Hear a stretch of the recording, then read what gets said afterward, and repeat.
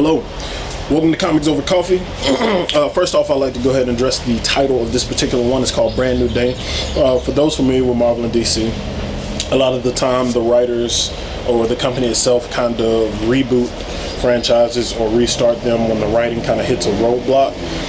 It's not that we hit a roadblock, it's just that we have so many ideas and they're fluctuating so often that the format keeps changing. So I decided to go with that one, which if you're not familiar with Brand New Day, that was one of the most unwanted Spider-Man reboots ever, but that's a conversation for another day. Let's go ahead and jump into things. So, also playing off the Brand New Day thing, my interest in comics has been there since I was a little kid. My dad gave me a large bag of comic books that we had, like early Daredevil, we had Batman, we had Superman, but mostly X-Men. He had all kinds of X-Men comic books. My dad and his brothers all read comics for the most part. So I inherited those and started reading them. I pretty much ran through the entirety of about 200 or 300 comic books in a few weeks. I just, like, it was school comics, well, school homework and comics. And I really enjoyed those, and I was drawn to the stories, and it kind of fostered my interest in writing, which is also another conversation for another day. But I had been reading for many years, but up until about, I'd say 2 years ago, my interest in comics faltered because there was so much to keep track of.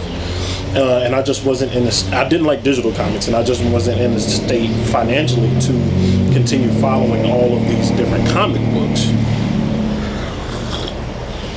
So I picked them back up about 2 or 3 months ago. And not only did I jump back into the Marvel franchises and DC comics that I already knew and loved, I went ahead and started jumping into Image Comics and Boom Studios and Valiant Comics as well. And I want to talk about those new series that I kind of jump into, because most that are casually into comic books don't realize that there's a very interesting world or group of worlds outside of the Marvel and DC universes. So one of the first ones that I picked up was Invincible. And when I went to the comic book store, shout out to Dragon's Lair in San Antonio, they had this one, and it was 25 cents. It had just come out, and it's 25 cents because the writers of this comic truly believe that they have one of the best comics on their hands, and they wanted to get people to check it out that hadn't read it before. So of course 25 cents, why not, and I'd heard such great things about Invincible and its writing and its characters and just how it's developing over time. So I picked it up. I read this first issue, and it starts off with a pretty good synopsis of everything, and they're major spoilers because really big things have happened, but it drew me in immediately. And this first issue isn't even like a big conflict that big action pieces or anything like that.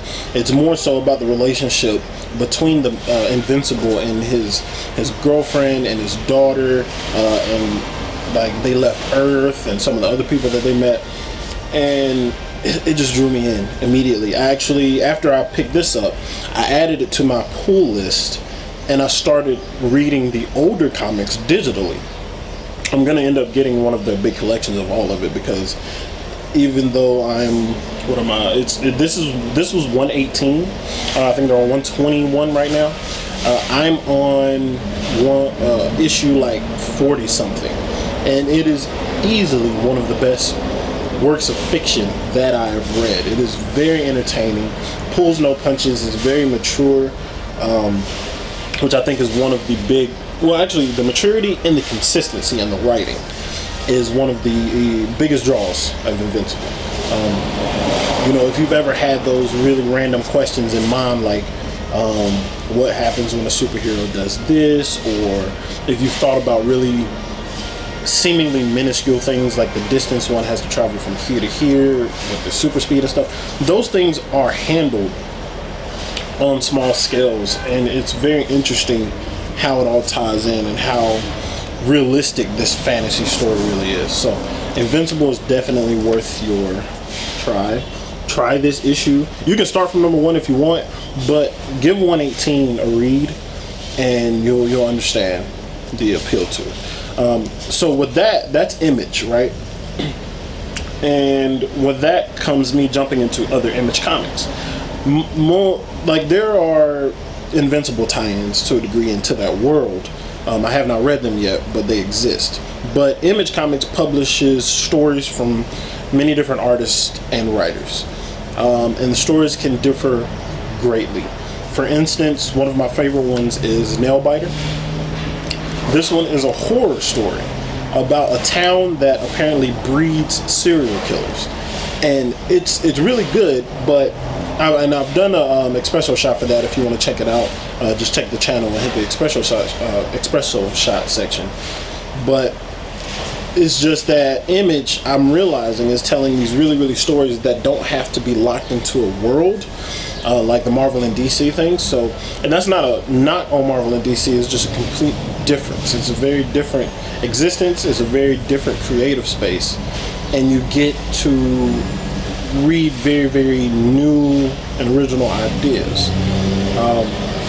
Marvel and DC, some of their characters do dive deep into very different themes than the normal superhero stuff, but if you want really good stories, you want to go to Image. I think Image is my favorite, which is really unfair because of how it's structured, but it's definitely worth it. Now, outside of Marvel and DC, I wasn't aware that there was another comic company that had a persistent universe throughout all of its series, and that would be Valiant Comics.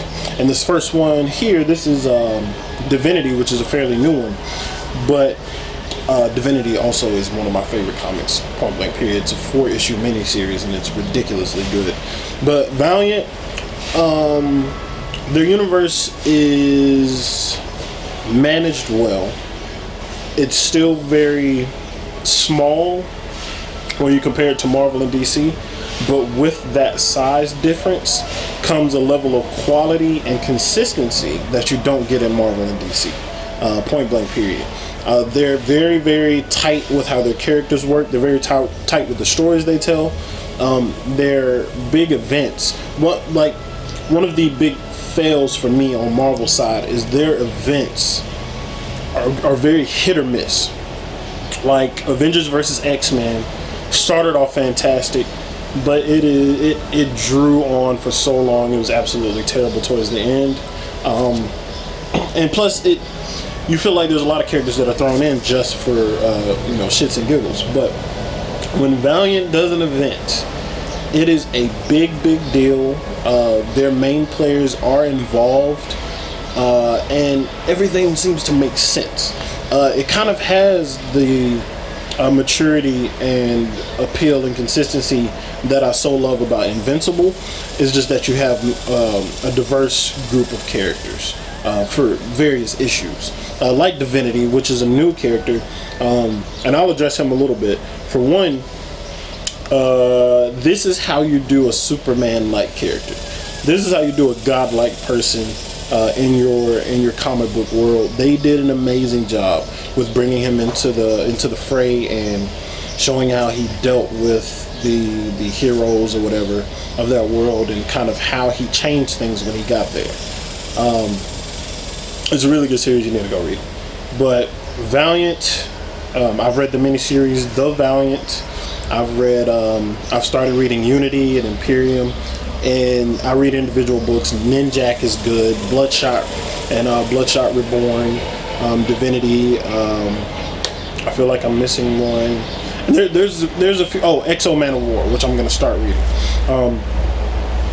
And one of the best things about Valiant, you can pick up anywhere and not be lost entirely. They write it so well that you can pick up these miniseries and these events, which I've done with for myself and given to other people as well, and not be lost, be completely entertained, and understand the characters that you are currently reading about, which is fantastic. So Valiant, Image, specifically Invincible and Nailbiter. I'm sad that it took me so long to get into a lot of these comic books, but I'm glad that I'm here now. Just like the title says, it's a brand new day. Marvel and DC, you're still there in my heart. By the way, the Civil War tie-in, we're going to talk about that on the first full episode of Comics Over Coffee with special guest Jacob Summers. He's going to be on there, and possibly Jacob Booney as well. Those comics are there. They're going to be a mainstay.